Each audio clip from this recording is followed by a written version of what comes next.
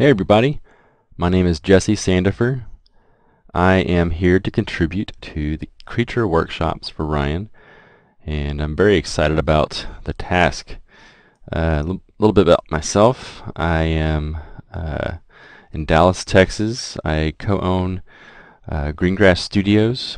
We do visual effects work for film and games and commercials and all kinds of stuff like that. We're a little boutique studio of perhaps 15 people, and very soon we'll be launching a new company called Chickwalker, where it'll be just 100% focused on creating characters and art needs for the film and game communities, amongst others is like toys and just doing statues and cool stuff like that. So brand new thing coming up very soon.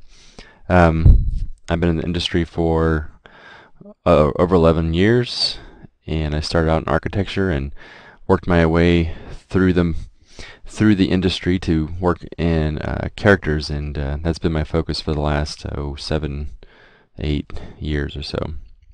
So here I am, getting ready to do a little instruction on doing some creatures, and the kind of stuff I like to create is kind of not necessarily in any sort of genre. I would kind of call it something more imaginative, things that kind of came out of my brain rather than typical stuff.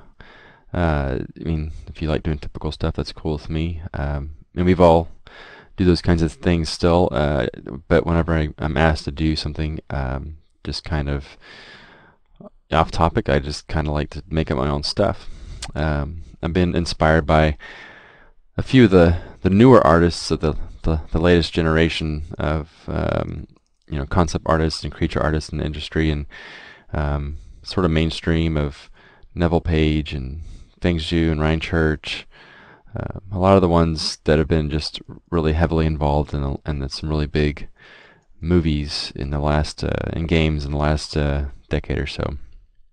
So onward we go with the creature. You can see the guy here in front of you. I thought it's a little bit scribbly. It's because I use a special bit of software or an online scribbling program to kind of come up with some doodles sometimes. I'm not the best at hand drawing, and so it's not bad. It's just like I'm more of a 3D guy, so this little scribbling program, which I'll show you in a second real briefly, is a real handy tool that I use for just blocking out some thumbs.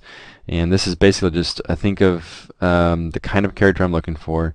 In this case, I thought I'd do something a little bit more out of kind of typical stuff for me. Motion-wise, it's kind of easy to do the ragey characters, the angry, screamy, mean-looking things, which this guy may end up looking kind of mean, but I'm kind of going for more sullen, more emotive kind of a creature here.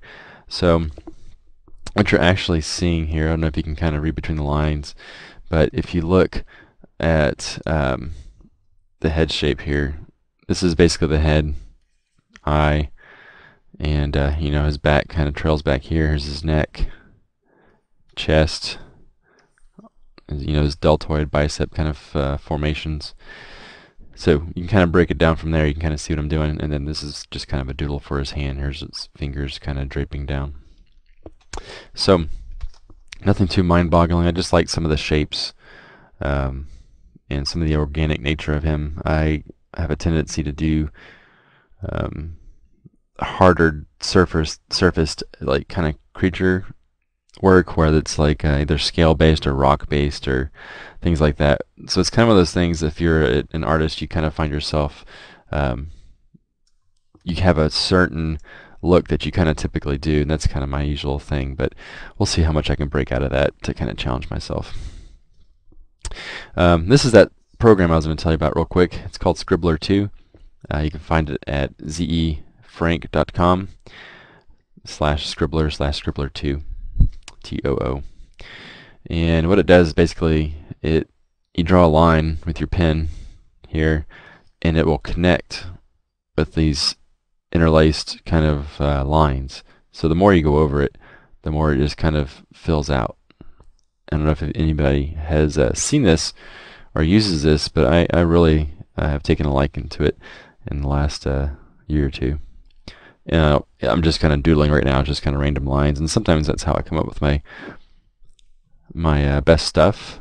But if I don't like it, I'll just clear it out and start a new one. And so there's all sorts of brush settings here. You can change the radius, you can change how many connections are happening, all kinds of stuff, fuzziness, curviness.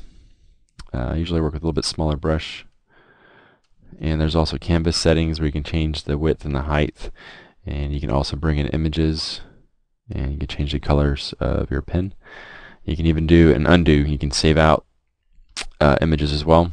So if I wanted to save this guy out, I hit save, and then I would type in .png here because otherwise it won't work. So just a quick little thing there. It only does one undo at a time. It doesn't stack the undo. So if you wanted to undo, you can hit Control Z or this button, but you can only do it once. So just keep that in mind. Anyway, Scribbler 2, very cool, and that's how I kind of came up with some of my thumbnails and my doodles because it's so quick, just to make quick ideas, get them down, and you kind of draw just a bunch of messy lines. You can find something inside of there that may inspire you for your next little doodle. I try to fill up the page to get some stuff going. So there you go. I don't want to make this all about Scribbler, so goodbye. And here's our glorious ZBrush. 4R2 is what I'm using. And I think 4R2B is coming out very soon, but I don't necessarily think I'll be using any of the newest features in this particular creature. It's just a sculpting deal with some quick paint. So to start off, I will get everything kind of set up here. I've got all my brushes down here at the bottom. Let's go ahead and load just a quick sphere. Make it a poly mesh, drag it onto the canvas, hit T, change out the material. It's usually my usual kind of startup, especially if I'm just doodling, if I'm going to be just kind of creating a character from scratch. Just create a sphere, make a poly mesh, drop it on here, hit T, ready to go. And then I'll go to symmetry mode as well, just to make things a little bit faster. So like I said, I also got all these brushes down here at the very bottom. I've got my usual standard ones just preloaded.